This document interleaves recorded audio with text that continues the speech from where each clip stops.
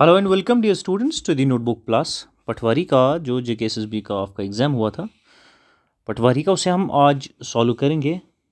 We will try to analyse the paper, we will try to solve the paper. इससे हमारे थोड़ा सा idea मिल जाएगा कि जो हमारे पीवाईक्यूज़ है, प्रेशर क्वेश्चन कैसे जेकेएसएसबी पूछ लेता है और किस पर्टिकुलर सेक्शन से कौन कौन से क्वेश्चन पूछे हैं। We will try to get a proper understanding, proper idea कि एग्जामिनर कहाँ कहाँ से हमें क्वेश्चन दे देता है, सो दैट कि हम उसी तरह से अपनी प्रिपरेशन को स्ट्रक्चर कर पाएँ और हमारे मॉक्स भी हो जाएंगे। ठीक है, चलिए आइए देखते हैं कि पटवारी के जो पेपर हैं, पटवारी का जो ये पेपर है, इसमें एग्जामिनर ने कौन कौन से क्वेश्चन किस तरह से पूछे थे। जो पहला क्वेश्चन डियर स्टूडेंट्स है, क्वेश्चन पूछते हुए किन किन चीज़ों का आपने ध्यान रखना है, ठीक है, कौन कौन सी चीज़ें कंसिडरेशन में आपने रखनी है, उन पे भी हम ध्यान, पेपर एनालाइज तो हम करेंगे ही, क्वेश्चन आंसर तो हम देख ही लेंगे। सर्टेन इंपॉर्टेंट थिंग्स जो कंसिडरेशन में रखनी है वाइल एनालाइजिंग द पेपर, उनका भी थोड़ा सा आइडिया हम साथ साथ लेते चलेंगे। सो पहला जो क्वेश्चन आप देखेंगे dear students, that is about Apabhramsha. Apabhramsha एक टर्म है, उसके बारे में आपको क्वेश्चन पूछा गया है। The question is the term Apabhramsha was use in medieval Sanskrit texts to denote. Apabhramsha term को किस लिए यूज़ किया जाता था, क्या डिनोट करने के लिए। सो यहाँ आपको आइडिया लेना चाहिए कि आपको मिडिवल संस्कृत से, ठीक है, मिडाइवल जो संस्कृत है वहाँ से क्वेश्चन आया है। उसमें मिडिवल संस्कृत में से आपका जो कल्चरल पार्ट है उसमें से लैंग्वेज, इंडियन लैंग्वेजेस पे क्वेश्चन आया है। तो इंडियन लैंग्वेजेस पे क्वेश्चन आया है। यहाँ से आपको आइडिया लग जाएगा कि एसएसबी जब पूछने पे आ जाता है तो आपका आर्ट कल्चर में से लैंग्वेज से भी क्वेश्चन दे सकता है। तो आइडिया यहाँ लगाना है कि जब आप art culture section Indian history में art culture, Indian heritage art and culture को प्रिपेयर करेंगे तो उससे थॉरली अच्छे से प्रिपेयर करते जाएंगे अच्छे से, ठीक है, राइट। तो अपभ्रंश क्या है, इस पे आ जाता है इसके आंसर पे डियर स्टूडेंट। अपभ्रंश को हम it was refer to late forms of Prakrit, ठीक है, it was late forms of जो प्राकृत थी उसको रेफर करता है Apabhramsha. This term is used for the late forms of Prakrit, ठीक है, पहला पॉइंट आपने याद रखना। जो प्राकृत थी which gradually develop into the modern Indian languages like Hindi, Gujarati, ये प्राकृत से ही आई है। तो जो अपभ्रंश है, it was used in medieval Sanskrit text to denote the various forms of Prakrit language, और प्राकृत से ही मॉडर्न इंडियन लैंग्वेजेस हिंदी और गुजराती एक्स्ट्रा आई है। तो आप जब ऑप्शंस आपके देखेंगे, ABCD ऑप्शंस देखेंगे, उस हिसाब से आपका ऑप्शन जो early forms of this early forms of some modern Indian languages, early forms of some modern early language, जो आपका early forms of some modern Indian languages है, उसको ये अपभ्रंश रेफर करता है। as we have discussed here कि it referred to late forms of प्राकृत, और यही प्राकृत डेवलप हुआ in the modern Indian language like Hindi and Gujarati, ये भी आपने याद रखना है। तो दो तीन चीज़ों का आइडिया कि क्या पैटर्न रहता है SSB का, JKSSB का क्वेश्चन पूछने का, किसी पर्टिकुलर सेक्शन से कहाँ तक और किस डेप्थ के साथ वो जा सकता है क्वेश्चन पूछने में। और खुद का हम मॉक भी करते हैं while preparing while analysing any particular paper. आ जाते हैं दूसरे सवाल पे, दूसरे क्वेश्चन पे। वो है कि आपने कंसिडर करना है दी फॉलोइंग स्टेटमेंट। अब यहाँ से आपको आइडिया लग जाएगा कि पटवारी में स्टेटमेंट वाले क्वेश्चन भी पूछे हैं, तो स्टेटमेंट वाला भी प्रिपेयर आपने करना है, ठीक है। अब हम वो कन्वेंशनल एक क्वेश्चन हमें देता था और ऑप्शन ABCD वाला, वो भी वहीं तक रेस्ट्रिक्ट खुद को SSB नहीं करता, स्टेटमेंट पे आ गया है। स्टेटमेंट आपने देख, एक तो है डांस फॉर्म पे क्वेश्चन पूछा है और डांस फॉर्म पे स्टेटमेंट दिया है, ऐसे क्वेश्चन पूछा है, और क्वेश्चन एक्चुअली यहाँ है which of the above statement is are correct. तो डांस फॉर्म पे क्वेश्चन दिया और पूछा कि कौन सा स्टेटमेंट ट्रू है। जो चिकारकुटू डांस है, Chakyarkoothu dance theatre form is known as Koothambalam. जो चिकारकुटू डांस फॉर्म है, जो चिकारकुटू डांस थिएटर फॉर्म है, क्या इसे हम कुथम्बलम कहते हैं? इज इट ट्रू और फॉल्स, ये आपने देखना है। One second, Mizhavu is accompanying instrument. क्या मिजाऊ जो है ये अकम्पनिंग इंस्ट्रूमेंट है? ये दो स्टेटमेंट्स दिए गए हैं। अगेन यहाँ से आर्ट कल्चर पे और उनमें से डांस फॉर्म पे और इंस्ट्रूमेंट्स ऑफ डांस फॉर्म पे क्वेश्चन पूछा बना है इन्होंने। सो आंसर आपको बता दें यहाँ पे डियर स्टूडेंट्स, जो कुतम्बलम है, it's a traditional theatre hall of Kerala art form, ठीक है। केरला आर्ट फॉर्म जो है, केरला आर्ट फॉर्म का एक जो theatre hall of Kerala art form है, ट्रेडिशनल है, लेकिन क्या कुतम्बलम। सो ये क्या है, जो चकारकुट्टू है ये डांस थिएटर फॉर्म है, कहाँ, और इट्स नोन एज कुतम्बलम। तो एंड व्हाट इज सेकंड, दोनों ये सही है आपके, आपका जो answer to your question, both the statements are true. पहले आप ये देख लें, the first statement is true, second statement is Mizhavu is the main percussion instrument used in Chakyar Koothu and Koodiyattam. ठीक है, ये it's the main instrument, main percussion instrument used in these two different forms. So यहाँ आपको एक तो आइडिया लग जाएगा कि क्वेश्चन कैसे, किस स्टाइल से पूछा है, किस पैटर्न में पूछा है, स्टेटमेंट स्टाइल में पूछा है, ठीक है, और किस एरिया से पूछा है, वो एरिया का भी आइडिया आपको लग जाता है, और उस एरिया में इसने कितनी वो डेप्थ रखी है और कौन कौन से की एरियाज टच किए हैं मोस्टली, तो वो आइडिया आपको लग जाता है। आप खुद भी इस पटवारी के पेपर को सॉल्व करते जाएं हमारे साथ साथ, हम देखते हैं कि आपका स्कोर भी कितना बनता है, और शेयर भी और लोगों के साथ करें कि आपकी प्रिपरेशन कितनी बेहतर है। सो पेपर सॉल्व करते हुए अगर आपको अच्छा लग रहा हो, मज़ा आ रहा हो, तो यहाँ भी दिल बन गया तो आप भी दिल फेंक के मारें और लाइक शेयर वगैरह करते रहें, तो हम भी मोटिवेट हो जाएंगे to get further important things stuff for you. Another thing is Kalyana mandapas where was a notable feature in the temple construction of, जो कल्याणा मंडपास है ये it was a notable feature in the temple construction of which kingdom, किस kingdom का कल्याणा मंडपास एक notable feature था, ये आपने बता देना है। डियर स्टूडेंट्स, जो विजयनगर टेम्पल्स थे, they are famous for large Kalyana mandapas which means marriage halls.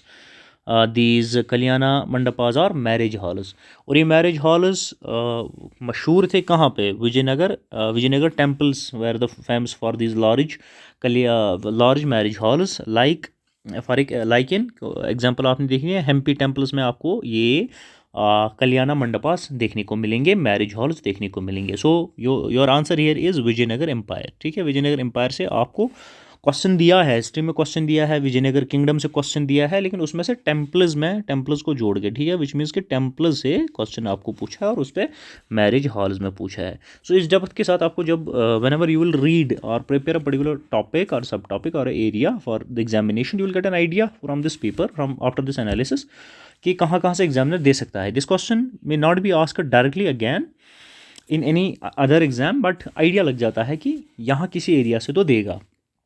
ठीक है, आ जाते हैं another important question dear student, that is question number 4। यहाँ रीजन असर्शन में क्वेश्चन दिया है, तो स्ट्रक्चर आपको समझ आ रहा है, पैटर्न आ रहा है समझ के, रीजन एंड असर्शन में क्वेश्चन दे रहा है। Again, what is the reason artificial satellites are always launched from earth in the eastward direction. क्या ये सही है कि जो आर्टिफिशियल सैटेलाइट्स है वो हमेशा लॉन्च की जाती है from earth in the eastward direction? क्या ये सही है? अगर ये सही है तो फिर रीज़न देख लेते हैं। Y? Because the earth rotates from west to east and so the satellites attain the escape velocity. क्या ये सही है कि we launch artificial satellites from earth in the eastward direction because earth rotates from west to east and so satellites attain the escape velocity? Is it right or not, or both the is only assertion true, reason true? Question क्योंकि यहाँ है choose the correct option, और correct option में नीचे आपको दिया गया होता है। So dear students, आपका दोनों ये है, आपको जो reason and assertion both are true, and जो आपका रीज़न है that is the correct explanation of your assertion. Answer तो पहले आप देख लें, फिर थोड़ी एक्सप्लेनेशन भी साथ में देख लेते हैं to get further idea. That is dear students, earth rotates from west to east, we all know, so launching east towards gives extra speed to any satellite. This helps us save fuel and reach required orbit escape velocity easily. So यहाँ पे ये important भी आपने याद रखना है to get again, मैं आपको रिमाइंड एक आखिरी बार करा लेता हूँ यहाँ पे कि वाई वी आर रीडिंग और एनालाइजिंग अ पर्टिकुलर पेपर और solving any particular previous year paper of any JKSSB exam to get an idea कि किस टाइप के क्वेश्चन पूछे हैं, किस डेप्थ के साथ पूछे हैं। ठीक है, किस टाइप के क्वेश्चन पूछे हैं, किस डेप्थ के साथ पूछ रहा है एग्जामिनर, किस स्टाइल में फ्रेम किए हैं। ठीक है, रीजन असर्शन में यहाँ क्वेश्चन दे दिया है। ठीक है, फिर जो सिलेबस में जो एरिया मेंशन है उस एरिया में कहाँ से उठा के क्वेश्चन दे दिया है। ठीक है, ये सारी आइडियाज़, ये सारी चीज़ें जब हम समझ लेते हैं, we get a clear idea and we structure our preparation.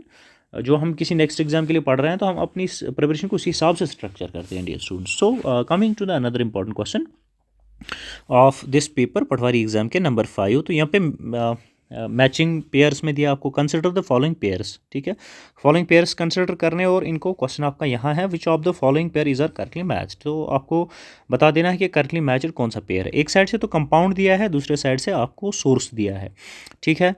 आपको बताना है कि यहाँ पे चॉकलेट्स, ऑस्टर्स, आपके स्पेनिश फ्लाई और नटमिंग है, तो यहाँ पे आपके इसके सोर्सेस गिवन है, आपने बता देना है कि कौन कौन सा सोर्स आपका करेक्टली मैच्ड है। आइए देख लेते हैं। और इसमें से again the options are given कि क्या 2 3 4 मैच्ड करेक्टली है, 1 3 4 है, 1 2 3 है, या 1 2 4 है। ये स्टूडेंट्स आंसर आपका यहाँ पे है, थोड़ी एक्सप्लेनेशन भी हम साथ साथ देख लेंगे। 1 2 एंड 4 इज़ करेक्टली मैच्ड। देख लेते हैं, जो आपका चॉकलेट है इसका सोर्स आपको यहाँ दिया गया है, इट्स करेक्टली मैच्ड। ऑस्टर इसका सोर्स दिया गया है, it's correctly matched. And Spanish fly not formic acid but it contains cantharidin, ठीक है। सो ये आपने याद रखना है। So your 1 2 and 4 is correct. तो जो स्पेनिश फ्लाई के साथ मैच्ड है ये नहीं है, it's correct source is this. Again it's correct source is Newton's, correct source is this. So यहाँ पे इस पेपर को डिस्कस करना और भी इम्पोर्टेंट बन जाता है, क्योंकि माना जाता है, बच्चों का कहना है कि पटवारी का जो पेपर है ये मीडियम टू डिफ़िकल्ट लेवल का था, डिफ़िकल्ट लेवल का था, ठीक है। और हम आइडिया भी साथ साथ लगाएंगे कि अगर मीडियम टू डिफ़िकल्ट लेवल का भी जेकेएसएस भी एग्ज़ाम कर भी लेता है तो किस तह तक जाता है, किस डेप्थ के साथ जाता है, तो हम यहाँ वो आइडिया भी लगा लेते हैं। साथ साथ आप अपना भी देख लें, अगर आप प्रिपरेशन कर रहे हैं तो आप कितने क्वेश्चंस को सॉल्व कर पा रहे हैं। Coming to the another important question dear students, that is number 6। Consider the following statement. अब अगेन स्टेटमेंट दिया है आपको, उस पहला स्टेटमेंट क्या है, malaria is a life threatening mosquito borne blood disease caused by protozoa. क्या मलेरिया एक life threatening mosquito borne blood disease है कॉज्ड बाय प्रोटोजोआ? क्या ये स्टेटमेंट सही है? दूसरा statement, malaria spread through infected female Anopheles mosquito bytes. क्या ये फीमेल जो मॉस्किटो बाइट है उससे फैलता है? The R21/Matrix M vaccine became the first malaria vaccine to achieve WHO pre-qualification. 3 statement से कौन सा सही है dear students? All the statements, आपको क्वेश्चन यहाँ पे दिया गया है, which of the following statement is above statement is correct, तो करेक्ट आपने बता देना है students. All of your statements, ये आपको याद ही अब करना है कि all the statements 1 2 3 all the 3 statements are correct, ठीक है। यस, आपका जो malaria it's a life threatening mosquito borne blood disease caused by protozoa, again this is true. Malaria spread through infected female Anopheles mosquito bites, again ये सही होता है। And this was the first, this became the first malaria vaccine to achieve WHO प्री-क्वालिफिकेशन। आ जाते हैं, malaria is caused by protozoa, ठीक है। प्लाज्मोडियम प्रोटोजोआ जिसे कहते हैं, ठीक है। ट्रांसमिटेड बाय फीमेल मॉस्किटो, ये भी सही है आपका।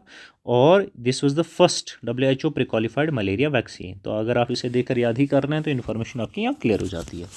आ जाते हैं नेक्स्ट क्वेश्चन पे dear students, which again is important for your examination, that is number 7। ये आपका वर्ल्ड कॉइन पे है। The term world coin which was recently seen in the news is her. तो यहाँ पे आपको आइडिया लगाना चाहिए कि बच्चों को बड़ा कन्फ्यूजन रहता है कि एग्जामिनर करंट अफेयर्स में क्या देगा, ठीक है, करंट अफेयर्स। तो ये आपका उस एग्जाम में करंट अफेयर बेस्ड क्वेश्चन है, और यहाँ पे आपको नज़र रखनी होती है कि रिसेंट डेवलपमेंट्स न्यूज़ में कौन कौन सी इंपॉर्टेंट चीज़ें हैं विच आर रिलेवेंट टू और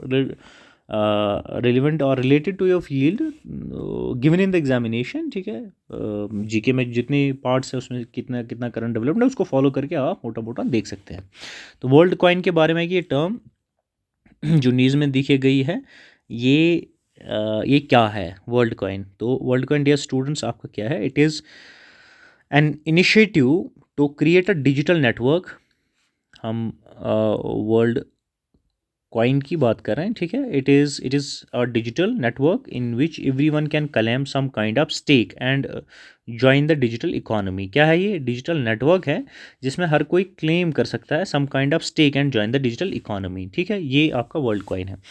world coin is crypto based digital identity one and currency project aiming for global inclusion using blockchain and biometric verification. This is the actual definition of Worldcoin. तो आपका इससे ये blockchain पे social media platform aiming to complete existing giant, ये तो नहीं है। Non protocol, ये भी नहीं है।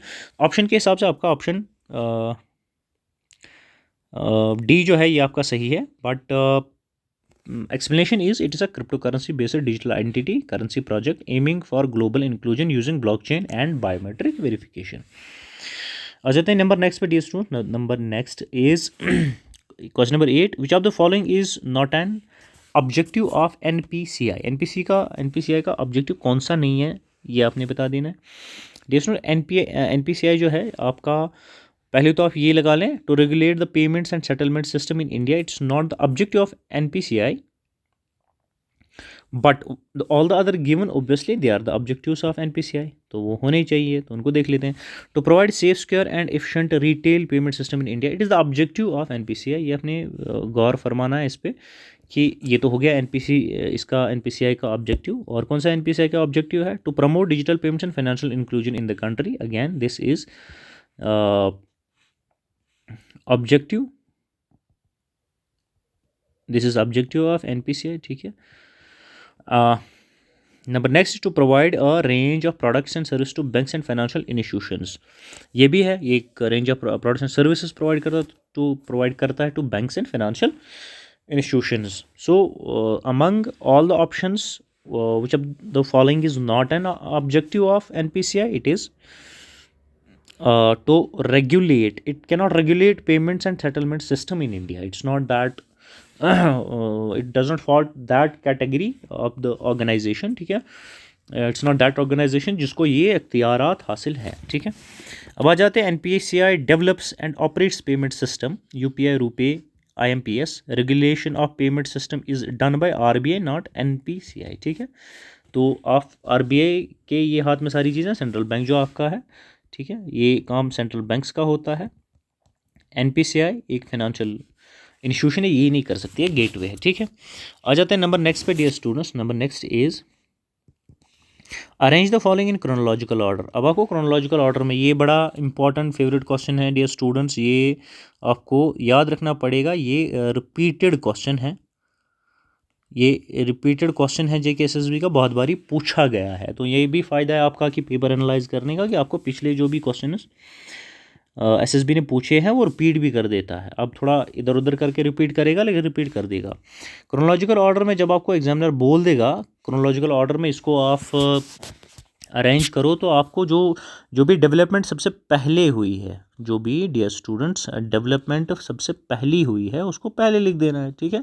डेट के हिसाब से, डेट के फॉर एग्जांपल 1980 में कोई पहले हुई है, 1981 में दूसरी हुई है, 1993 में कोई तीसरी हुई है, तो इस तरह से लिखा जाएगा. पहले डेट वाली, सबसे पुरानी डेट वाली पहले लिखी जाएगी, सबसे पहली डेट वाली. तो Kyoto protocol, Montreal protocol, Vienna convention, Basel convention, इन सब में इनको एक क्रोनोलॉजिकल ऑर्डर दे देना. तो क्रोनोलॉजिकल ऑर्डर क्या है dear students? It is 3, 2, 4 and 1, which means के वियना कन्वेंशन जो है सबसे पहले हुई है, उसके बाद मॉन्ट्रियल प्रोटोकॉल, उसके बाद आपका बेसल कन्वेंशन, एंड उसके बाद क्योटो प्रोटोकॉल. तो इस तरह से इसका क्रोनोलॉजिकल ऑर्डर बनेगा. Answer to your question given here is your C. इसको आप देख लें, थोड़ा साथ में देख लेंगे with years and with explanation. ये देखने में बड़ी इंपॉर्टेंट चीज़ है, विच इज़ के वियना कन्वेंशन जो आपका 1985 में हुआ है, तो पहले ही आएगा. मॉन्ट्रियल प्रोटोकॉल जो है ये 1987 में हुआ है. बेसल कन्वेंशन आपका 1989 एंड क्योटो प्रोटोकॉल 1997. इन डेट्स को याद कर लें डियर स्टूडेंट्स. आपका एक क्रोनोलॉजिकल ऑर्डर जो है इसका ये बनता है. तो इसको अगर आप याद कर लेते हैं, वंस फॉर ऑल आपका क्वेश्चन बन जाते हैं, रिपीटेड क्वेश्चन है. So number next is where is the cold desert biosphere reserve located in India. आपका cold desert biosphere reserve located कहाँ है हिंदुस्तान में, वो आपने बता देना है. ठीक है. क्वेश्चन में नीचे जगह दी गई है, उत्तराखंड है, Himachal Pradesh, Ladakh and J and Sikkim कहाँ है, आपने बता देना. डियर स्टूडेंट्स, आपका जो biosphere cold desert biosphere reserve है, it lies in trans Himalayan region of Ladakh. It lies in trans Himalayan region of Ladakh, characterised by cold arid climate. ठीक है. तो आपका आंसर क्या है? Answer to your question dear students, Ladakh in Jammu and Kashmir. So again आ जाते हैं नेक्स्ट पे. This is not that difficult. और एक क्वेश्चन आपका है, which of the following are toxic air pollutants. Air pollutants, air pollution पे क्वेश्चन पूछा गया है, ठीक है। एयर पोल्यूशन पे तो एक तो पूछा है, और एयर पोल्यूशन पे किस तरह से क्वेश्चन दिया गया है, वो टॉक्सिक एयर पोल्यूटेंट आपसे पूछ रहा है कौन सा है, नीचे दिए गए हमसे, ठीक है। एर्जेनिक है, ठीक है, ये एस्बेटॉस है, ये बेंजीन है, ये पोटेशियम क्लोराइड है, कौन सा इसमें से डियर स्टूडेंट्स आपको करेक्ट ऑप्शन चूज करना है। इनमें से एक है, एक से ज़्यादा, ये सब हो सकते हैं, कौन सा आपने बता देना है। टॉक्सिक एयर पोल्यूटेंट है आपका, toxic air pollutant dear students है 1 2 3, these 3 are your toxic air pollutants, ठीक है। थोड़ा देख लेते हैं, जो एर्जिंक है, एब्स्टॉस है एंड बेंजीन है, और हजार्डस एयर पोल्यूटेंट्स, ठीक है। जो पोटेशियम क्लोराइड है is not an air pollutant, potassium chloride आपका एयर पोल्यूटेंट नहीं है, obviously we all know, but आपको एग्जामिनर ट्रिक करने के लिए ये क्वेश्चन भी दे सकता है, और पोल्यूटेंट्स में किस खूबसूरती के साथ क्वेश्चन दिया है वो उसका भी आपने थोड़ा सा आइडिया यहाँ से आपको लग गया होगा। आ जाते हैं और एक मज़ेदार क्वेश्चन पे। Which of the following was not considered by Milankovitch in his mathematical model of climate change. जो आपके मिलानकोविच है, उन्होंने mathematical model of climate change में कौन सा नीचे दिए गए में से कंसिडर नहीं किया था, वो आपने बता देना है। उन्होंने डियर स्टूडेंट्स कंसिडर नहीं किया था change in rate of rotation of earth on its axis. आपको इस चीज़ का बड़ा ख्याल रखना पड़ेगा डियर स्टूडेंट्स कि जो change in the rate of rotation of Earth on its axis, this was not considered by Milankovitch in his mathematical model of climate change. All right, so he explained it. He explained it by cycle, which includes eccentricity, ठीक है, tilt or obliquity or precision, not rate of rotation of earth. He has not included this. तो geography का directly आपसे question पूछा गया, बड़ा मज़े का क्वेश्चन आपसे पूछा गया, ठीक है। तो answer to your question is this, but proper understanding के साथ आप आए हैं पढ़ के, तो ये क्वेश्चन आप कर सकते हैं। आ जाते हैं नंबर नेक्स्ट पे। The number next dear students is consider the following statement. Statement given है नीचे, स्टेटमेंट को देख लेते हैं। और स्टेटमेंट में Thadou is a group of people inhabited Assam. Thadou is a group of people inhabited Assam. क्या ये ग्रुप ऑफ पीपल है जो असम में रहते हैं। बोरो और Bodo is a group of people inhabited Manipur. तो आपने क्वेश्चन क्या आपसे पूछा गया, which of the following statement is are correct. दोनों में से कौन सा करेक्ट है डियर स्टूडेंट्स। दोनों में से कोई करेक्ट नहीं है, आप साथ साथ बनाते चलें आंसर्स अपने एंड पे भी। तो जो थाडो है ये mainly inhabited, they are mainly inhabited in Manipur, तो उल्टा दिया गया है। थाडो कहाँ है, मणिपुर में। जो बोरो है या Bodo, they are mainly inhabited in Assam, they are mainly inhabited in Assam. So यहाँ पे दोनों में से कोई सही नहीं। अगर ये वाइस वर्सा गिवन होते, ठीक है, तो सही था। ये एग्जाम ट्रिक कैसे कर सकता है, आपको दोनों चीज़, आपने थाडो ग्रुप के बारे में पढ़ा है, बोडोज़ के या बोरोज़ के बारे में पूछा है, लेकिन उल्टा नाम, स्टेट के नाम आपको उल्टे दिए हैं। So answer to your question dear students is option D. आ जाते हैं नंबर नेक्स्ट पे। अनदर इंपॉर्टेंट क्वेश्चन पे, arrange the following states in descending order of area. आपको डिसेंडिंग ऑर्डर ऑफ एरिया देना है, ठीक है। Descending order of area means कि जिस भी स्टेट का एरिया सबसे कम होगा, ठीक है, लो एरिया कवरेज का है, जोग्राफिकल एरिया जिस स्टेट का कम है, सो वो सबसे पहले आएगा। तो स्टेट्स का नाम है राजस्थान, मध्य प्रदेश, कर्नाटक एंड महाराष्ट्र, ठीक है डियर स्टूडेंट्स। तो आ जाते हैं आपका ये देना है, इट्स डिसेंडिंग ऑर्डर, हाँ sorry, it's from descending order आपका हो जाएगा फ्रॉम लार्ज टू स्मॉल आ जाएगा, ठीक है, लार्ज टू स्मॉल आ जाएगा। डिसेंडिंग ऑर्डर ये है, पहले 10 आएगा, फिर 9 आएगा, फिर 8 आएगा, फिर 7 6 5 सिमिलरली 1 पे आ जाएगा। तो डिसेंडिंग ऑर्डर ये है। असेंडिंग होता तो सीधे हमें बड़े से छोटे से बड़े तक जाना था। सिमिलरली आपका देख लेते हैं कि ये स्टेट चार्ट जो दिएगा, सबसे पहला आपका राजस्थान आएगा, फिर मध्य प्रदेश, फिर महाराष्ट्र, फिर कर्नाटक आती। तो इनमें से सबसे जो बड़ा स्टेट है, बड़ा है राजस्थान, फिर मध्य प्रदेश, फिर महाराष्ट्र, फिर कर्नाटका। कैसे बड़ा है, जोग्राफिकल एरिया के हिसाब से आपको क्वेश्चन जियोग्राफिकल एरिया के हिसाब से एग्जामिनर ने वहीं दिया है कि एरिया के हिसाब से आपने बता देना है। तो सो आपका आंसर इस क्वेश्चन का डियर स्टूडेंट्स बनता है your option B. Number next पे आ जाते हैं, which is with reference to dams and rivers consider the following. Rivers और डैम्स के बारे में क्वेश्चन है, कुछ हमें कंसिडर करना है नीचे। गोबिंद सागर रिजर्वेयर कहाँ है ये हमने बता देना है, ठीक है, क्योंकि नीचे क्वेश्चन ही यही है कि ऊपर जो पेयर्स हैं इनमें ये करेक्टली मैच्ड कौन सी पेयर करती है, ठीक है।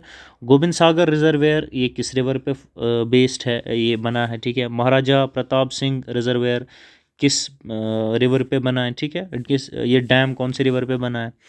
जो चमीरा डैम है ये क्या इसी रवि पे बना है कहीं और बना है। डियर स्टूडेंट्स, जो आपका अब देख लेते हैं क्वेश्चन आपके सामने है।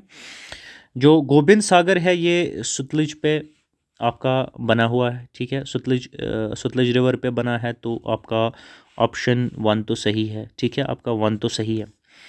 Coming to the another, Maharaja Pratap Singh Sagar dam, इसे आप पौंग डैम भी कहते हैं। महाराजा प्रताप सिंह सागर डैम इसे पौंग डैम भी कहते हैं, ये ब्यास पे सिचुएटेड है, तो दूसरा आपका सही है। अगेन चिमरा डैम जो है ये रिवर रवि पे लोकेटेड है, on the banks of river Ravi. तो again this is true, which means your 1 2 3 the option D is correct, your आपका ऑप्शन डी करेक्ट है। तो जीके का क्वेश्चन, जीके के क्वेश्चन सॉल्व करते हुए एक अच्छी चीज़ क्या डियर स्टूडेंट्स, वो ये है कि आपकी इन्फॉर्मेशन रिवीजन हो जाती है और आपको वो चीज़ें याद भी हो जाती है। गोबिंद सागर आप याद रखेंगे, सतलुज, महाराजा प्रताप सिंह या पौंग डैम आप ब्यास याद रखेंगे, और Chamera river of Chamera dam of Ravi याद रखेंगे, ठीक है। CR ऑफ याद रख लें, CDR ऑफ याद रख लें, ठीक है, कैसे भी करके याद रखें, तो ये चीज़ें याद हो जाएंगी आपको। आ जाते हैं नंबर नेक्स्ट पे dear students. The next is consider the following statements about Devika river. Devika river के बारे में क्वेश्चन है, बड़े इंपॉर्टेंट और इंटरेस्टिंग क्वेश्चन इस एग्जाम में एग्जामिनर ने पूछे हैं। क्या देविका रिवर ऑरिजिनेट होता है इन हिमाचल प्रदेश, पहला स्टेटमेंट आपका ये है। दूसरा, क्या ये होल्ड करता है religious significance as it is revered as the sister of river Ganga, ठीक है, रिवर गंगा की सिस्टर से माना जाता है, तो क्या इसकी रिलीजियस कोई सिग्निफिकेंस है देविका रिवर की।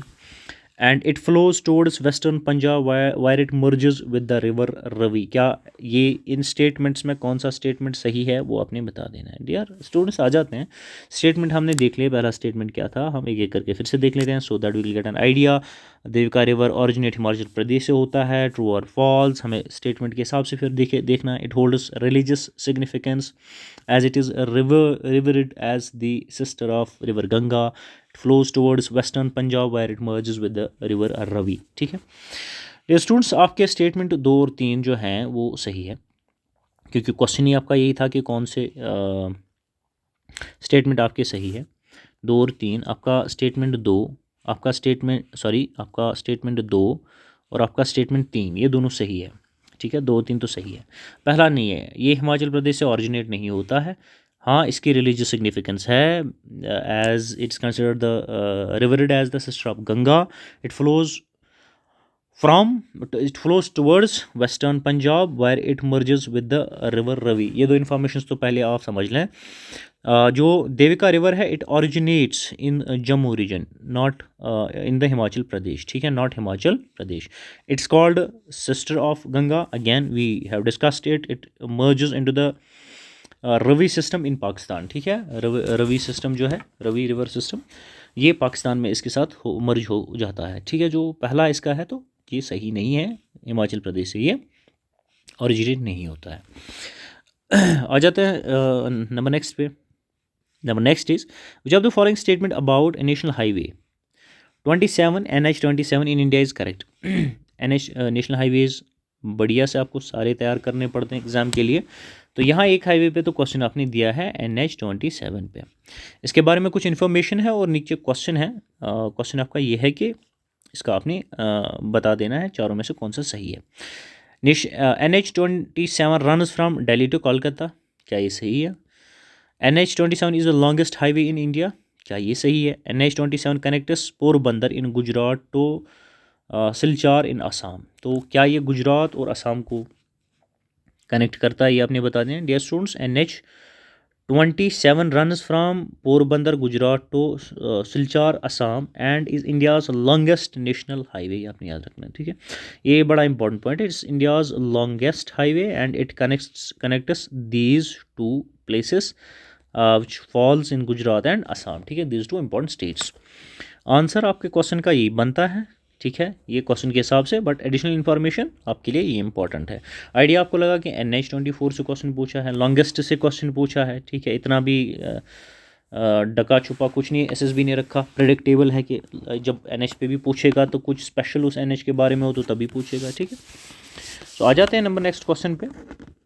Number next dear students is number 18 which is HBJ and HVJ pipeline transport. इस ट्रांसपोर्ट्स क्या ट्रांसपोर्ट करता है? जो HBJ है आपका या HVJ ये पाइपलाइन है, ये क्या ट्रांसपोर्ट करता है डियर स्टूडेंट्स? आपका ये हज़ारी बिजपुर जगदीशपुर जो है आपका यहाँ गिवन है, तो ये इंपॉर्टेंट के लिए एक्रोनिम आपको इंपॉर्टेंट है पढ़ना। HBJ जो है ये आपका हज़ारी बीजापुर, हो सकता है एग्जामिनर नेक्स्ट टाइम आपको यही दे दे, एक्रोनिम में पूछ ले, इसकी फुल फॉर्म पूछ ले। विजयपुर और Jagdishpur pipeline, it's a major natural gas pipeline, it's a major national gas pipeline, ये आपने याद रखना है, ठीक है। ये मेजर नेचुरल गैस पाइपलाइन है। यहाँ आपका कौन सा आंसर बनता है डियर स्टूडेंट्स? नेचुरल गैस आपका ये ट्रांसपोर्ट करता है, ठीक है। कौन आपका नेचुरल गैस ट्रांसपोर्ट करता है? ये HBJ पाइपलाइन, ठीक है। What is this HBJ?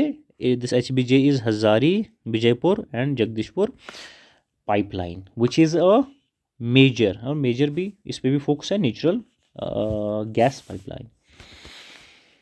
Coming to the another important question which is in which of the following places is the headquarter of North East Railway located. नीचे कुछ जगहें दी गई है, वहाँ पे आपको बता देना है कि आपका जो नॉर्थ ईस्टर्न रेलवे स्टेशन है इसका हेडक्वार्टर कहाँ है। हेडक्वार्टर डियर स्टूडेंट्स आपका गोरखपुर में है, ठीक है, मगर किसका हेडक्वार्टर? नॉर्थ ईस्ट रेलवे का, ठीक है। नॉर्थ ईस्ट रेलवे का आपका हेडक्वार्टर गोरखपुर में है। So North Eastern Railway NER zone headquarter is at Gorakhpur, और गोरखपुर आपका कहाँ है? It's in Uttar Pradesh, right. ऐसे क्वेश्चन जो आ जाते हैं आपके वो थोड़े सिंपल होते हैं, इन्फॉर्मेशन अगर आपको आइडिया है उसका तो रीज़न असर्शन पे भी अब आपको आइडिया लगा, रीज़न असर्शन रीज़न स्टेटमेंट, ठीक है। स्टेटमेंट बेस्ड क्वेश्चन आपका मैच द कॉलम, ठीक है, मैचिंग पेयर्स आपको दे देता है एग्जामिनर। तो JKSSB ने अब कुछ एग्जाम्स में पेपर अच्छे खासे एग्जाम्स पुश करने स्टार्ट कर दिए हैं। आ जाते हैं नंबर नेक्स्ट पे dear students which is arrange the following Indian newspaper in chronological order based on their founding years. Chronological order देना है। सबसे पहला वाला फर्स्ट, बेस्ड ऑन किस बेस्ड पे कि वो सबसे न्यूज़पेपर पहले कौन फाउंड हुआ है, ठीक है, और उसके बाद कौन फाउंड हुआ है, राइट। सो करते हैं केसरी की बात, करते हैं हम अमृता बाज़ार पत्रिका की बात, हिंदुस्तान की बात करते हैं, ठीक है, एंड मातृभूमि की बात करते हैं, राइट। ये these are the names of newspapers, आपको याद रखने हैं। केसरी है, अमृत बाज़ार पत्रिका है, हिंदुस्तान है या मातृभूमि है, इनमें से आपको क्रोनोलॉजिकल ऑर्डर में इनको प्लेस करना है बेस्ड ऑन के सबसे पहला उनमें से कौन, बेस्ड ऑन फाउंडिंग ईयर्स, ठीक है, based on founding years is given, based on founding year सबसे पहले कौन फाउंड हुआ और बाद में कौन फाउंड हुआ, उसी हिसाब से क्रोनोलॉजिकल ऑर्डर इनको देना है। सो डियर स्टूडेंट्स, जो आपका अमृता बाज़ार पत्रिका है, अमृता बाज़ार पत्रिका, ये 1868 में 1868 में फाउंड किया गया। ये डेट आप लिख लें, अगर आप साथ साथ ये वीडियो देख रहे हैं, रफ कॉपी आपके सामने है तो ये लिख लें आप यहीं पे। तो वंस फॉर ऑल इन्फॉर्मेशन आपकी जॉट डाउन भी होती रहेगी, आपका इन्फॉर्मेशन बेस भी बनता रहेगा साथ साथ में। आई होप कि पेन पेपर साथ में लेके इन डेट्स को रख भी लें साथ में। सो अमृता बाज़ार पत्रिका 1868 में ये आपका फाउंड हुआ है, ठीक है। अगेन हिंदुस्तान जो है आपका 1933 में आपका फाउंड हुआ है। सिमिलरली जो मातृभूमि है 1923 में, actually before Hindustan, but as per the exam की trend order it's used AP Hindustan और मातृभूमि केसरी, ऐसे ये है, ठीक है।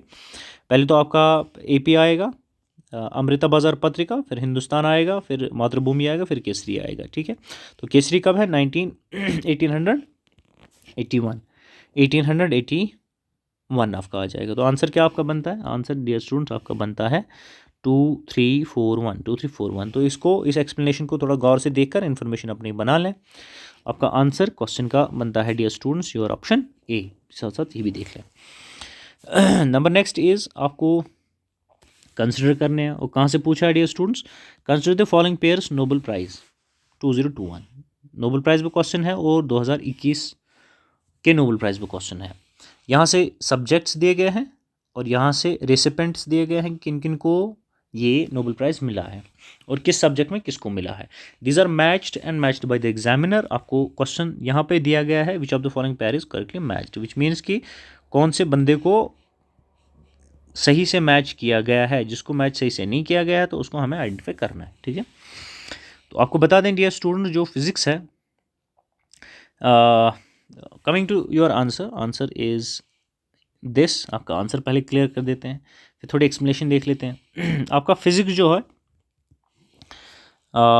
फिजिक्स फ्रांसिस क्रूजर इनको मिला है, केमिस्ट्री में एलिजे इकमाओ को मिला है, लिटरेचर में जॉन फोस को मिला है, और मेडिसिन में ड्रू विसमैन को मिला है। तो इम्पॉर्टेंट क्या है, 2021 में नोबेल प्राइस, जो नोबेल laureates या नोबेल प्राइस रेसिपेंट्स है in certain subjects, one physics, chemistry, literature and medicine, इनको आप एक तो क्वेश्चन आप हमारे साथ प्रैक्टिस कर ही रहे हैं, दूसरा इसको लिख लें आप। ठीक है, इसको शॉर्ट में आप लिख लें अपने कॉपी में। हो सकता है नेक्स्ट टाइम इन केस आपको कहीं किसी और एग्जाम में दे दे, आपको पता है। अगर आपको आता है तो बढ़िया है, नहीं आता है तो आप इसको इन्फॉर्मेशन बना के जॉट डाउन कर लें। आ जाते हैं, Indian sovereignty is in sea extend up to nautical miles dash dash. तो आपको बच्चा ये टिप ऑन द टंग याद होना चाहिए।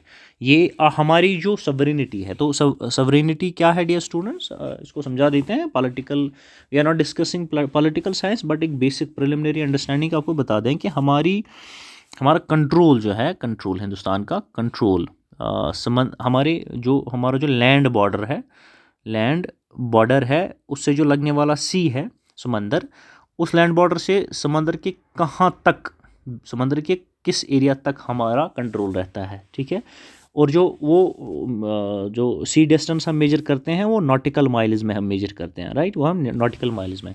तो distance it is 12 nautical miles. जो हमारा कंट्रोल है समंदर पे वो अप टू 12 नॉटिकल माइल्स है। ये आपने ध्यान रखना है। इट्स सिंपल क्वेश्चन आपको, बट इंपॉर्टेंट है, पूछा गया एग्जाम में। So India's territorial water extends up to 12 nautical miles. ठीक है, जो हमारी टेरिटरी है इंक्लूड की जाती है, ये जो समंदर है अप टू 12 नॉटिकल माइल्स, ये हमारी टेरिटरी कंसिडर की जाती है, विच मीन्स इस पर हमारा कंट्रोल है, कोई और मुल्क उस पर कंट्रोल नहीं कर सकता है। हमारे इस एरिया में अप टू 12 नॉटिकल माइल्स हमारी नेवी कंट्रोल, ये प्रोटेक्ट करती है हमारे बॉर्डर्स को, नेवी पूरी हम बिठा के रखी है। ठीक है, और हम इसमें जो भी इकोनॉमिक एक्टिविटी करें इस एरिया में, ठीक है, इकोनॉमिक एक्टिविटी करें उसका फ़ायदा हिंदुस्तान को मिलता है। ठीक है, coming to the another important question dear students, which is in which of the following town does the LMT local meridian time show the greatest deviation from IST। जो कुछ टाउन्स हैं जो लोकल मेरिडियन टाइम है वो deviation show करते हैं from Indian standard time. जो आपका इंडियन स्टैंडर्ड टाइम है वो डिविएशन शो करते हैं, जो लोकल मेरिडियन टाइम है वो शो डिविएशन करते हैं फ्रॉम इंडियन स्टैंडर्ड टाइम। कुछ स्टेट्स में ऐसा ही केस है, और वो कौन सा स्टेट है, इन नीचे दिए गए स्टेट्स में कौन सा है? क्या ये कोलकाता है, क्या कोचिन है, मुंबई है, और कोहिमा है। डियर स्टूडेंट्स हम बात करें कोहिमा की, क्यों बता देते हैं आपको डियर स्टूडेंट्स। तो पहले तो आप याद ये रख लें कि Kohima is that particular state जहाँ का जो लोकल मेरिडियन टाइम है वो डिविएशन शो करता है, कुछ वेरिएशन उसमें आ जाती है, ग्रेटेस्ट डिविएशन शो करता है फ्रॉम IST। ठीक है, IST means Indian standard time. ठीक है, Kohima is farther east among the option, it's the farthest east. ठीक है, फारदेस्ट ईस्ट की तरफ है। So it is shown maximum time difference from Indian standard time. ये मैक्सिमम डिफरेंस आपको शो करेगा then the Indian standard time. तो हम कोहिमा की बात कर रहे थे। क्यों? क्योंकि ये फॉरदेस्ट ईस्ट है, तो ईस्ट के बहुत दूर है, वहाँ से पड़ता है, तो दैट्स वाई कि हमें ये टाइम डिफरेंस देखने को मिलती है from the IST। Coming to the another important question, dear students, which of the following physical division of India has the oldest landmass? Physical division Hindustan का कौन सा है जिसका लैंड मास जो है, ज़मीन का टुकड़ा, वो सबसे पुराना है? स्टूडेंट्स, हिमालय नया है, हिमालयाज, इन्हें यंग माउंटेन्स भी कहते हैं, यंग माउंटेन, ठीक है।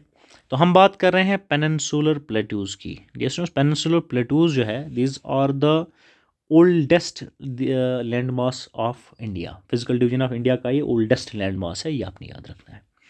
Peninsula प्लेटू is a part of ancient Gondwana land. I hope कि आपने जियोग्राफी पढ़ी है, NCERT की बेसिक बुक भी अगर आपने पढ़ ली है, आपको पता होगा कि ये गोंडवाना, लोरेशिया, ठीक है, तेथियस जो जाइंट सी था, ठीक है, ये सारी चीज़ें, बेसिक आइडिया कैसे ज़मीन, पानी सोख हुआ, ज़मीन बनी, ज़मीन के टुकड़े हुए, ठीक है, ये सारी बेसिक अंडरस्टैंडिंग अच्छी स्टोरी स्टाइल में लिखी है। तो जियोग्राफी अगर आप कवर कर रहे हैं या बेसिक अंडरस्टैंडिंग के लिए, तो NCERTs से ही आप हेल्प लिया करें इनमें, as far as at least geography is concern, तो बहुत अच्छी अंडरस्टैंडिंग आपको मिल जाएगी। तो यहाँ पेनिनसुलर जो प्लेट्यू है, it is the part of ancient Gondwana land and is the oldest. ये आपने फिलहाल याद रखना है, ठीक है। आ जाते हैं आपके नेक्स्ट क्वेश्चन पे। यहाँ डिस्कशन का उतना स्कोप नहीं है डियर स्टूडेंट्स, इसलिए मैं थोड़ा जल्दी जल्दी चलने की कोशिश कर रहा हूँ। डिस्कशन का स्कोप इतना नहीं है क्योंकि सारे क्वेश्चन भी डिस्कस करने हैं, पूरा पेपर भी एनालाइज करना है, और अगर हम डिस्कशन को थोड़ा ज़्यादा बढ़ाएं तो टाइम बहुत चला जाएगा और ये बड़ा लंबा वीडियो बन जाएगा, जो बच्चों के लिए भी मुश्किल होता है फिर इसको देख भी लेना। What are dunes in the context of geography? जो हाँ ड्यून्स, ठीक है, बड़ी इंपॉर्टेंट चीज़ पूछी है, ड्यून्स के बारे में पूछा, बड़े मज़े का idea students. It is fertile plain at the foothills, ठीक है। जो ड्यून्स हैं, ड्यून्स लाइक देहरादून, ठीक है, और fertile valleys, plains between Shivalik and lesser Himalayas. ये बड़ी इंपॉर्टेंट इन्फॉर्मेशन है। These dunes are fertile plains at foothills, समझ में आ गया। These are fertile valley plains between Shivalik and lesser Himalayas. These are between the two Shivaliks and lesser Himalayas, ये आपने याद रखना है। आ जाते हैं नंबर नेक्स्ट पे, which is arrange the following social legislation of British rule in chronological order. जो social legislation of British rule हैं उनको हमें क्रोनोलॉजिकल ऑर्डर में डाल देना है। One is abolition of infanticide by British regulation, chronological order देना है, सबसे पहले कौन हुआ, बाद में कौन हुआ। Abolition of Sati by Lord William Bentinck, ठीक है, कब हुआ, ये डेट्स इनके याद होने चाहिए। Abolition of infanticide by Lord Wellesley, infanticide पर 2 बार ही आया है, ठीक है। Abolition of slavery under regulation X by the Bengal government. आ जाते हैं ऑप्शन नीचे क्या है, आपको 2-3 सब में से आपने बता देना कि क्रोनोलॉजिकल ऑर्डर में से कौन सा क्रोनोलॉजिकल ऑर्डर सही है। डियर स्टूडेंट्स, एक एक करके बात करते हैं, आ जाते हैं एक एक करके। जो इन्फेंटिसाइड बाय लॉर्ड वेलेस्ली सबसे पहली, infanticide by British regulation, abolition of slavery and abolition of sati 1892। तो आपका ऐसे फॉलो होगा, ये 3214 आपका फॉलो होगा, ठीक है, 3214 आपका फॉलो होगा। So this is the chronological order given here, this is the chronological order given here, ये आप लिख लें। और दिस इज़ आंसर, आंसर आपका ऑप्शन डी है, 3241। सबसे पहले इन्फेंटिसाइड जो है abolished by the Lord Wellesley, then infanticide by British regulation, then slavery was abolished, then sati was abolished in the 1829। आ जाते हैं नंबर नेक्स्ट पे, कंसिडर द पेयर। नीचे पेयर्स दी गई है, लिस्ट ए है और लिस्ट बी है। एक साइड पे आपका है रिवोल्ट मोमेंट, कोई ना कोई मोमेंट और रिवोल्ट है, और दूसरे साइड से स्टेट है कि किस किस स्टेट में ये हुआ है। वन इज़ मोपला रिवोल्ट, क्या ये बिहार में हुआ है। एकता मूवमेंट, क्या ये अवध में हुआ है। बिरसा मुंडा रिवोल्ट बंगाल में, पबना रिवोल्ट केरला में। इनमें से हमें मैच करना है, देखना है कि कौन कौन सा रिवोल्ट या मूवमेंट जो है किस स्टेट में हुआ है, क्या करेक्टली मैच्ड है या नहीं। बता देते हैं डियर स्टूडेंट्स आपको, जो आपका मोपला रिवोल्ट है ये केरला में हुआ है, एकता मोमेंट है अवध में हुआ है, सही है, ठीक है। एंड बिरसा मुंडा रिवोल्ट ये बिहार झारखंड रीजन में हुआ है। एंड पाबना रिवोल्ट ये आपका बंगाल में हुआ है। So option D is correct, option D is correct. हाँ, ऑप्शन डी आपका सही बनता है। ऑप्शन डी को आप देख लें, और ये जो इन्फॉर्मेशन आपके लिए बन रही है, इस इन्फॉर्मेशन को आप साथ साथ अपने नोट्स में भी जॉट डाउन कर ले, तो आपके नोट्स भी डियर स्टूडेंट्स इनरिच हो जाएंगे, आपके नोट्स भी इससे इनरिच हो जाएंगे। ये एक अच्छी प्रैक्टिस है कि अगर आप खुद से ये सॉल्व कर पाते हैं, आपको क्वेश्चन इनका आंसर जो है आंसर करना आ गया, ठीक है, then it's well and good, बढ़िया है, बढ़िया, ये अच्छी बात है। इफ़ नॉट देन आप इसको इन्फॉर्मेशन बना के नोट्स में जॉट डाउन कर लें, ताकि आपकी नोट्स की वैल्यू एडिशन हो जाए, ठीक है। Coming to the number next, the Sundarbans और मैंग्रोव फॉरेस्ट्स, सुंदरबन और मैंग्रोव फॉरेस्ट, पहला, on the delta of Ganga, Brahmaputra and मेघना river on the bay of Bengal. One statement दिए हैं, क्वेश्चन ये है कि हमें स्टेटमेंट कंसिडर करने हैं, आप कंफ्यूज ना हो जाए कि मैंने पहले स्टेटमेंट पढ़ना स्टार्ट कर दिया। Number next statement is Sundarban national park is listed under the world heritage marine program, which of the following is correct. दोनों में से कौन सा करेक्ट है डियर स्टूडेंट्स, आपका पहले आपको बता दें, पहला आपका सही है, सुंदरबन ये मैंग्रोव जो है मैंग्रोव फॉरेस्ट है on the delta of Ganga Brahmaputra and मेघना river on the bay of Bengal, this is correct, it's true. Second आपका Sundarban national park is listed under the world heritage marine programme, no it's not. आपका option option A आपका correct बनता है। थोड़ी explanation देख लेते हैं to get clear understanding. Sundarban is a world heritage site but not under marine programme, ठीक है। यहाँ कुछ बच्चों का कन्फ्यूजन हुआ होगा कि ये तो वर्ल्ड हेरिटेज साइट है, लेकिन यहाँ कुछ और पूछा गया था। वर्ल्ड हेरिटेज मरीन प्रोग्राम है, साइट नहीं पूछा गया था। Sundarban is a world heritage site but not under marine program, that's why the statement 2 is incorrect.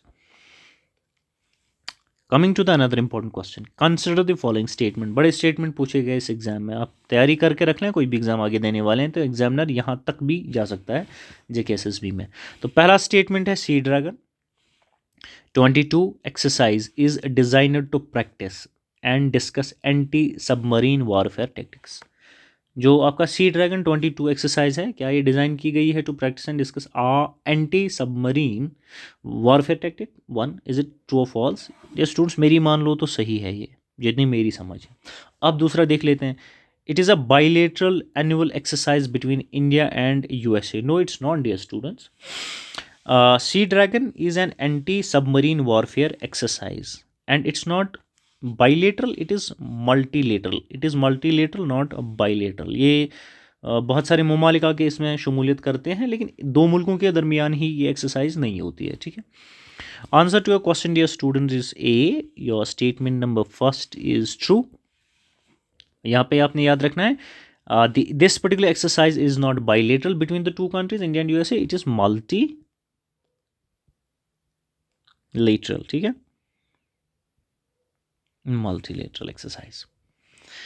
आ जाते हैं नंबर नेक्स्ट क्वेश्चन पे। Number next is arrange the following G20 hosts in chronological order, Japan, Italy, China, Germany and India. कुछ बच्चे यहाँ chronological order में भी confuse हो जाते हैं। क्रोनोलॉजिकल ऑर्डर अगेन, सबसे पहले किसने होस्ट किया है, उसके बाद किसने होस्ट किया है, उसके बाद किसने होस्ट किया है, बेस्ड ऑन अगर आपको डेट का आइडिया है तो आप इजीली फिर क्रोनोलॉजिकल ऑर्डर इसको दे सकते हैं। तो कंट्रीज़ है, जापान है, इटली है, जर्मनी है, चाइना है, जर्मनी एंड इंडिया है, ठीक है। तो इंडिया आपको होना चाहिए, इंडिया इज़ द लास्ट, आपको आइडिया लग जाएगा। आंसर आपके लिए पहले हाईलाइट कर देते हैं। Then coming to the important point, China ने 2016 में G20 को होस्ट किया था, ठीक है। उसके बाद इटली जो है 2021 में 2021 में इसको होस्ट किया था, जर्मनी ने 2017 में इसको होस्ट किया था, जापान ने 2019 में, और इंडिया ने 2023 में आ जाते हैं। सो इस हिसाब से this is the first country to host, this is the second country to host, and third to host sorry, third is this to host, fourth host and fifth host, ठीक है, फिफ्थ होस्ट। इस हिसाब से क्या बनता है आपको 32415, 32415, इस हिसाब से आपका ये बनेगा 32415, 32415 इज योर दिस, ठीक है। अब अगेन हो सकता है एग्जामिनर आपको एग्जाम दे नेक्स्ट टाइम, आपको इसी को अगर आपको ये क्वेश्चन आ जाता है, साथ साथ आप हमारे साथ इसको समझने की, सॉल्व करने की कोशिश कर रहे थे, आपने आंसर सही से किया तो बढ़िया है, इफ़ नॉट देन इसको, इसी चीज़ को इन्फॉर्मेशन बना के अपने नोट्स में जॉट डाउन कर ले, ठीक है, आपका एक पूरा इन्फॉर्मेशन बैंक तैयार हो जाएगा साथ साथ। Excuse me. Coming to the number 31, arrange the following states in ascending order as per their coastline. Ascending order देना है, ठीक है, chronological ascending, these are descending and वो थोड़ी डिफरेंस है डिसेंडिंग में, असेंडिंग को आपको देना है as per the coast line, किसकी कितनी कोस्ट लाइन है उस हिसाब से देना है आपको असेंडिंग में। आ जाते हैं ओडिशा, केरला, गुजरात, आंध्र प्रदेश, तमिलनाडु। स्टेट 5 दिए हैं आपके, ओडिशा, केरला, गुजरात, आंध्र प्रदेश एंड तमिलनाडु। ये स्टेट्स को आपको असेंडिंग ऑर्डर में अरेंज करना है 1 2 3 4 एंड 5, ठीक है, इस तरह से अरेंज करना है as per there coast line के हिसाब से करना है। आ जाते हैं स्टूडेंट्स, आपका आंसर पहले हाईलाइट कर देते हैं सो दैट कि आप आंसर मैच करेंगे। उसके बाद आपको बता देते हैं हमें कहाँ से शॉर्टेस्ट टू लॉन्गेस्ट जाना है क्रोनोलॉजिकल ऑर्डर में, ठीक है, 1 2 3 4 5 जैसे मैं आपको बता रहा था। सबसे शॉर्ट कम कोस्ट लाइन किसकी है, उसके बाद कम कोस्ट लाइन किसकी है, उसके बाद कम, सॉरी सबसे कम किसकी है, उसके बाद ज़्यादा ज़्यादा ज़्यादा ज़्यादा ज़्यादा, ठीक है, ऐसे चलेंगे हम, ठीक है। सो केरला की सबसे कम, उसके बाद उड़ीसा, उसके बाद तमिलनाडु, आंध्र प्रदेश एंड गुजरात, ठीक है। दीज आर द स्टेट्स जिनकी कोस्ट लाइन बनती है, लेकिन सबसे कम किसकी है, उसके बाद किसकी है, उसके बाद किसकी, उसके बाद सबसे ज़्यादा जो इसमें है वो गुजरात की है। आई होप कि आपको कन्फ्यूजन नहीं हो रहा होगा को मेरे साथ क्वेश्चन को समझते हुए, सॉल्व करते हुए। 2 volcanic islands in Indian territory are, 2 volcanic, I hope कि आपने पढ़ा हो ये वॉल्केनिक जो आइलैंड्स हैं इंडियन टेरिटरी में, वो कौन कौन से हमने बता देने हैं। एक तो बैरन आइलैंड, सुना होगा आपने, बैरन आइलैंड, ये एक्टिव है, बड़ा एक्टिव है ये बैरन आइलैंड, और नॉर्कुंडम आइलैंड है, 2 हैं, एक तो Barren island and Narcondam island, ठीक है। These are 2 volcanic islands in Indian territory, और इनमें से अपने याद रखना है जो बैरन आइलैंड है, यहाँ पे एक्टिव वॉल्केनोज आपको मिलेंगे, ठीक है। बड़े धमाके देखने को मिलते हैं यहाँ पे। आंसर भी आपको साथ साथ बताते चलें आपको, dear students, it is Barren and Narcondam, number D, answer आपका डी है। आ जाते हैं नेक्स्ट क्वेश्चन पे, which is arrange the following chief justice of India in chronological order of holding post. Chronological order of holding post, कौन chief justice of India? U Lalit, D Y Chandrachud, Y V Chandrachud, इनके वालिद साहब थे शायद, ठीक है, रंजन गोगोई। आ जाते हैं नंबर नेक्स्ट, या स्टूडेंट्स जो सबसे पहले चीफ जस्टिस आपके रहे इनमें से, गिवन नेम्स में से सबसे पहले, वो आपके वी वाई चंद्रचूड़, उसके बाद रंजन गोगोई, उसके बाद यू ललित एंड उसके बाद डी वाई चंद्रचूड़, ठीक है। आंसर आपका बनता है डियर स्टूडेंट्स ऑप्शन बी।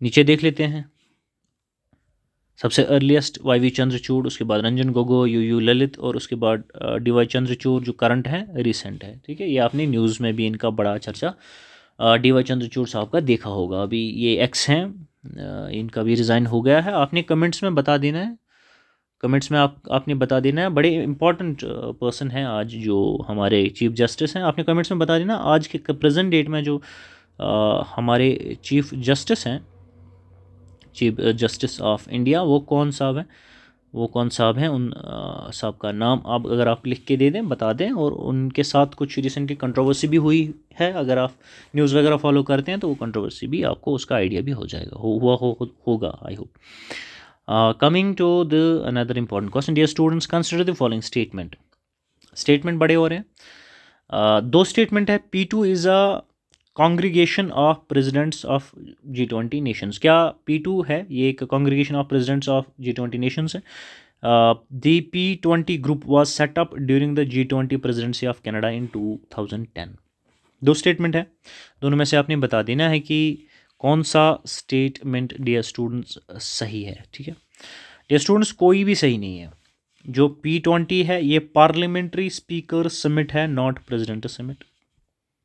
पहला पॉइंट आपने याद रखना है, it is Parliamentary Speaker Summit, not President Summit, P20, and it was launched during India's G20 Presidency 2023, not in Canada.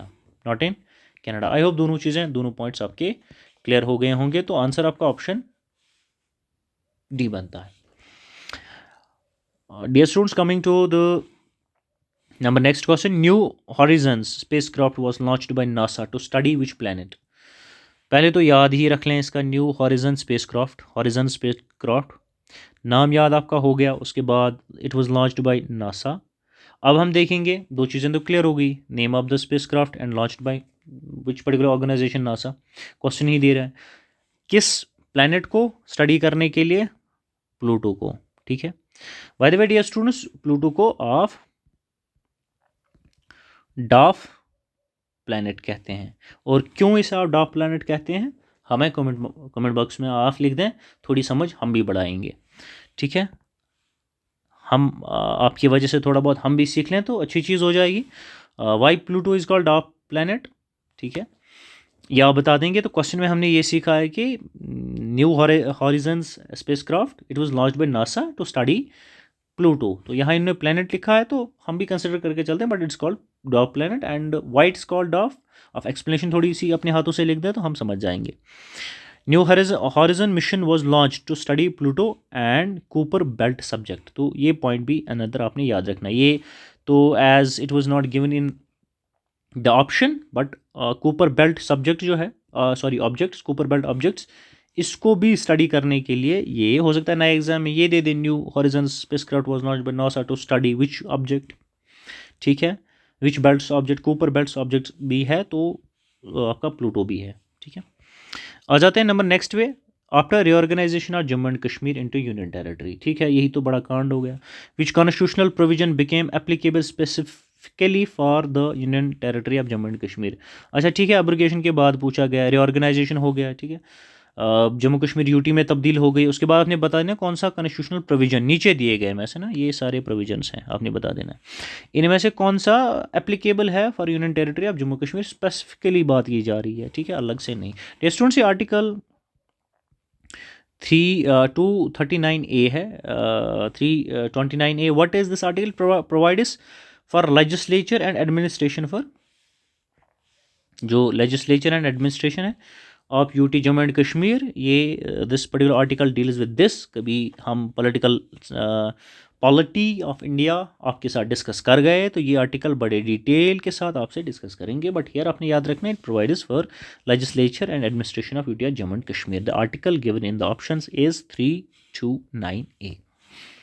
ठीक है, आ जाते हैं नंबर नेक्स्ट पे dear students. The number next question is which river is known as moon river. तो बड़ा आपने सोचना नहीं है, झेलम को हम मून रिवर कहते हैं। झेलम इज कॉल्ड वेत्स्ता, ये भी आपने याद रखना है। Moon river in local tradition, इसको वेत्स्ता भी कहते हैं, वेथ भी कहते हैं, वेथ अदरवाइज हम किसी भी रिवर को कहते हैं। Jhelum is called Vitasta, it is known in local tradition इसको कहते हैं। ठीक है, बड़ा ज़्यादा मगजमारी इसमें नहीं, इन्फॉर्मेशन आप याद रख लें। नंबर नेक्स्ट पे आ जाते हैं, which is what is the total length of Jhelum river. Total length पूछी है, बड़ा काम किया है, बड़ा इंपॉर्टेंट काम किया है डियर स्टूडेंट्स, बड़ा इंपॉर्टेंट काम किया है लेंथ पूछ के। ठीक है, आपको आइडिया लग जाएगा कहाँ कहाँ से पूछ सकता है।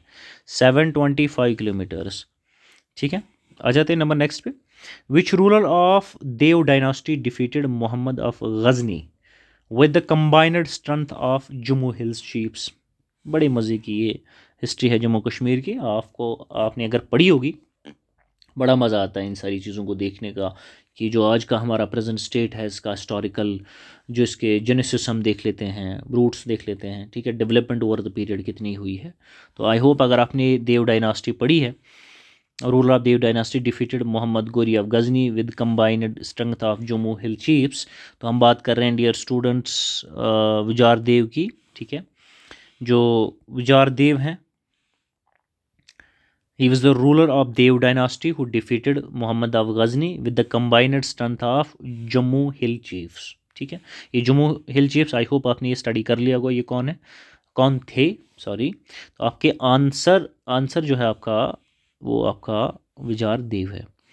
नंबर नेक्स्ट पे आ जाते हैं, that is dear students, which oil company has rolled out special winter grade diesel for Ladakh.